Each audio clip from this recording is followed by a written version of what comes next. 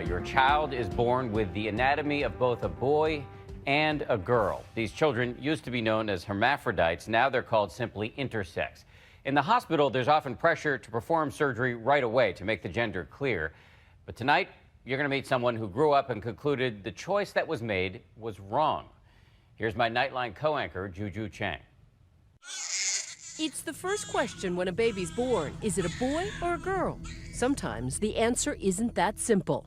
They told me that he was intersex. Intersex, meaning born with both male and female genitals.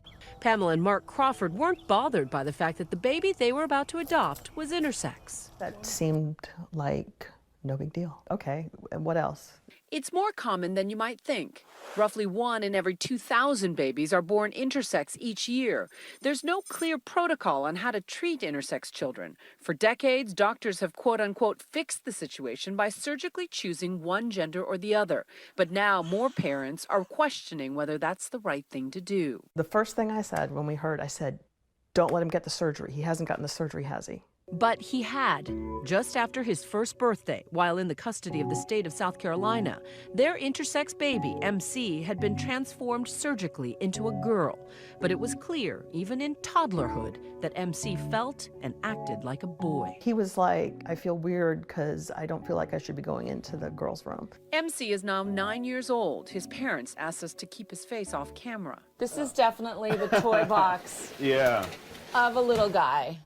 He can just play with this stuff for hours. MC's brother, Ben, says his little brother was robbed of his right to fully live as a man. What's happened to him was unnecessary, unjust, unconsented. And he's been castrated. And he's been castrated, so that is likely to have a lifelong impact. And irreversible. And irreversible. Differently, absolutely. But I was dealing in my heart of hearts with what I thought was the right thing to do. So, what did you think? I think it was so interesting that moment when he said that he didn't have any regrets. Like, I was like, wow, that's, and I guess, you know, you would have to do that in order to avoid feeling. We asked Dr. Hensel to clarify his lack of regret. If you want the truth, I don't feel regret about it because I did the best I could do based on what I knew. Because there's no clear protocol on how to treat intersex children, these operations are still happening, which is why the Crawfords are suing doctors at Medical University of South Carolina and the state, claiming they assigned their adopted child the wrong gender. The case involving their son, MC, could potentially provide a first-of-its-kind, precedent-setting ruling. We reached out to the hospital where the surgery was performed. They declined our request for an interview but issued this statement. MUSC will vigorously defend in this case with a preponderance of evidence that will also serve to explain why MUSC does not accept the information as alleged. Harming me for the rest of my life. I wouldn't be who I am today if I was an intersex, but yeah, I wish those surgeries didn't happen.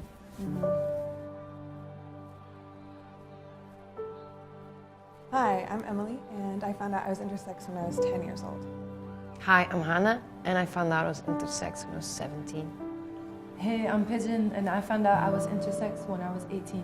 There's like a silent epidemic happening in this country and all over the world. All over the world. And so for me, and for a lot of children, what happens is they take out our internal testes. Then, like, the worst part that I believe happens is, to me when I was 4, is the clitorectomy. So what you hear happening is like female genital mutilation in other places happens to intersex children here. And it's called intersex genital mutilation. And they literally just removed my clitoris. And when I was 11, they did a vaginoplasty. So they, without my permission or consent, stretched out my vagina in ways to make it more accommodating to my future husband's penis. And these are a few of the things that happen to intersex children all over the world every day. And it's an injustice, and it's an attack against like our human rights. Mm-hmm. Especially if you don't even know, like the child needs, if you want to get a surgery, it's fine, but you need to be able to do that for yourself, make that own decision when you're old enough and completely well informed. We talk a lot about informed consent and like being able to make a decision for yourself, but that means knowing what it is that's happening, knowing why it's happening, knowing that's what you want and what you're gonna want in the future. Like, and your doctor being honest with you and not trying to manipulate you. And what happens is, at least for my particular intersex variation, is there's this idea that we are not fulfilled or not completely developed female children in order to maintain the binary thinking. And then they tell our parents, we can help you fix your child and make them a complete female. We have this surgery over here, these pills over here.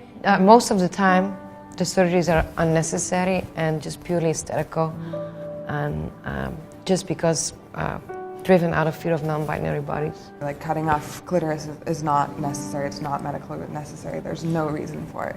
Taking out our gonads, taking out our testes when they're not a problem, that's completely unnecessary, and then it means we go on hormones for the rest of our lives. It's also like kids that have a big nose or something, they don't ask their parents, oh, should we just fix it real quick?